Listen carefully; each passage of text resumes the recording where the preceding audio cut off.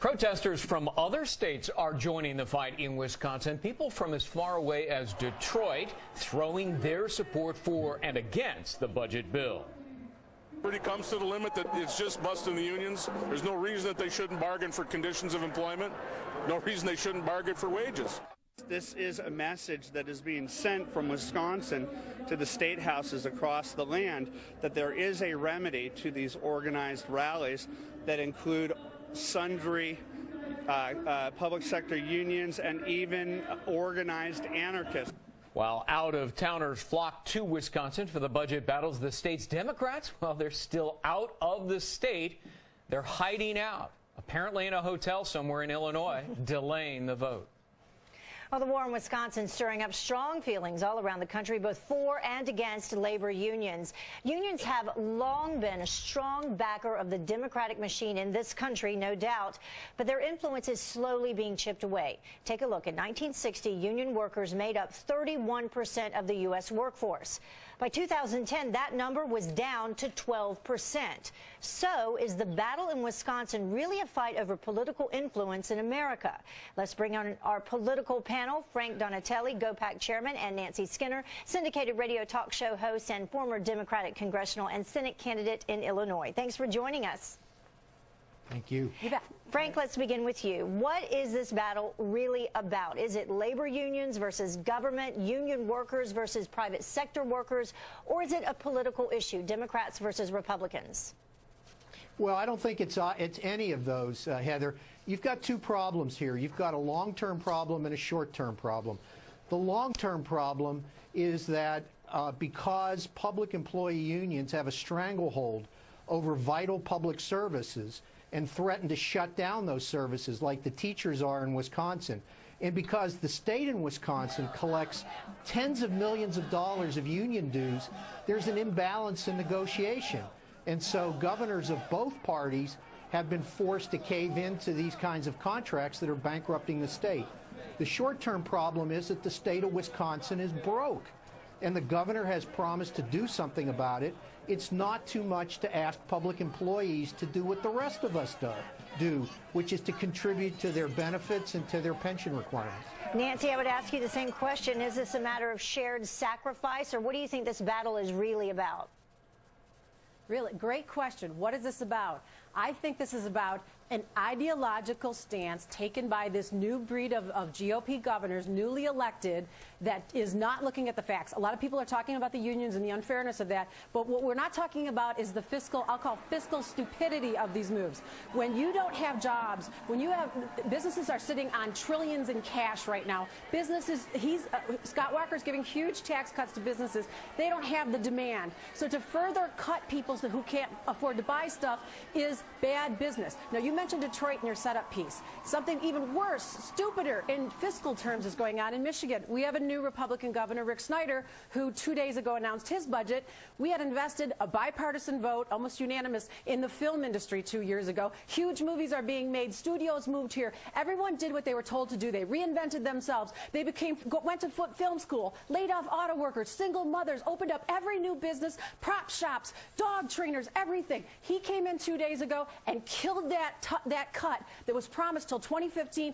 Everything dried up in 2 days. Now, is that good business to have buildings, old factories that were turned into studios with hundreds of millions of dollars? And because his ideology says government can't play a role in any of this, thousands of people went to my website, rickswrong.com, and told their stories, Republicans and Democrats, that this is not about complexity, as he says. It's about jobs. And Scott Walker's doing the same thing. He's hurting the people of Wisconsin, the businesses in Wisconsin, because it's in his ideology, and he's going to do it. Damn the consequences. Well, you're talking about jobs. There are people not doing their jobs right now there in Wisconsin, and as a result, we have kids sitting out of class. We have teachers there on the streets, and we have people getting doctor's notes, apparently, falsely, so they can stay out and not do their jobs, but yet they're getting paid. Frank? If we have lack of jobs, it's because of Obama's miserable economic policies, which have run up $3 trillion of debt and have created the worst economy since the Great Depression. We have debt out of control. Governor Walker is at least trying to do something about this. President Obama, by contrast, put out a budget just last week which doesn't address any of our problems. And I'll let you respond, Nancy. Frank, first of all, yeah, what are you talking about? First of all, he inherited $1.3 trillion in debt. He hasn't added $3 trillion in debt. And it's up we to 3 inherited now. an economy near depression, so he had to pull us out of that ditch. And we just are. I call these group of governors double dippers, because if we didn't hit that double dipper session, these guys are determined to make sure we do. So now what are they doing? They're coming in and they're gutting everything, the investment. And you cannot, all right, it's math. When you have deficits, you have revenues and costs. Obama inherited all this. How can you say unemployment this mess is that was higher near depression than when levels? Obama took office? And it would have been 25%. Unemployment is higher than when Obama took office. Because you know that, right? We had a meltdown, Frank. Yes, of course. Did you know that we had a complete collapse of financial markets? Oh, right. Tell Wall Street, and there's no growth tell in the automakers that he's made it worse. We have a recovery, and it's just starting to grow. And why should people, you know, it's people think when they feel growth. that their entire life is at stake, and their future, and their kids' futures, not Main Street, not Wall Street, not guys getting $100 million bonuses. These are people who busted their butts for 30 years. You don't think that they have a right to go to the streets and say 1% growth, $3 trillion of debt. That's what we have from this president the last 2 years. Frank, Governor Walker's at least trying to do something. What did Bush leave him? Did Bush get a surplus? Did Bush start with a surplus? Bush's highest deficit was about half a trillion. Do you know what? You know, Obama has run up 3 consecutive deficits. Here's the thing. $1 trillion. Bush is no longer in office. Now we have Obama, so that's a fact. And let's take a look. Speaking of political campaigns, there's no denying the influence that unions wield over the Democratic Party specifically. We can take a look at some of these numbers. In Wisconsin, 4 of the top 6 Wisconsin contributors to the 2010 elections were labor unions, with the state's teachers union giving just over $119,000. The Wisconsin chapter of the American Federation of State, County, Municipal Employees spending nearly $84,000. The teachers union gave 96% of its money to Democrats, while Wisconsin AFSCME gave Democrats every penny. Government unions spent nearly $574,000 on Wisconsin's 2010 elections, almost all of it going to Democrats. So then I go back to our original question, is this a matter of politics? Is it becoming a matter of politics when we're talking about unions and what's going on in Wisconsin? The number of private sector workers in unions has been falling for 40 years. Has nothing to do with any Republican governors. And I think that's because it's what you just said, Heather, that people, that too many union leaders use union dues much more for politics than they do to help their own workers. Public employee unions have a unique position because it's almost required that they join a union. And I think what the governor's trying to do is redress that imbalance.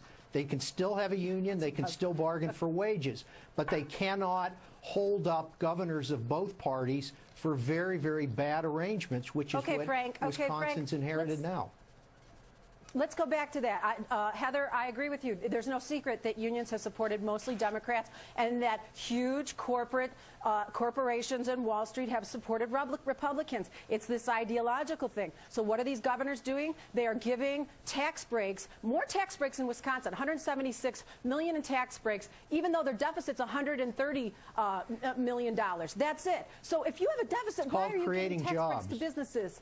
Oh, by giving tax breaks to businesses. Jobs. I've just told you. I know Rick that's Snyder hard for a Democrat to understand, that you have to create an environment so that businesses will create jobs. Our governor just threw out an environment that is going to ruin Michigan's film industry. We had Clooney here. We had you name it, Hugh Jackman. Nancy, small businesses grew up. Nancy, I got to wrap you up. You really love that film industry, though, so you've definitely gotten that point across. Well, Nancy, it's an investment, and government has to make investments. Okay, thank you so much. We appreciate you joining this hot topic, and we've got 70,000 people out on the street in Wisconsin proving just that. Thank you.